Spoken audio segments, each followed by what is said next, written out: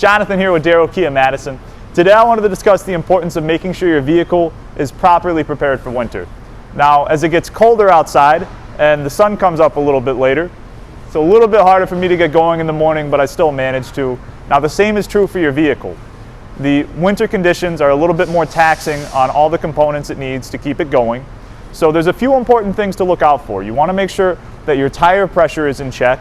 Every 10 degrees drop in temperature will reduce your tire pressure by about 1 psi, which as it gets really cold, like we know it does here, that can make a big difference.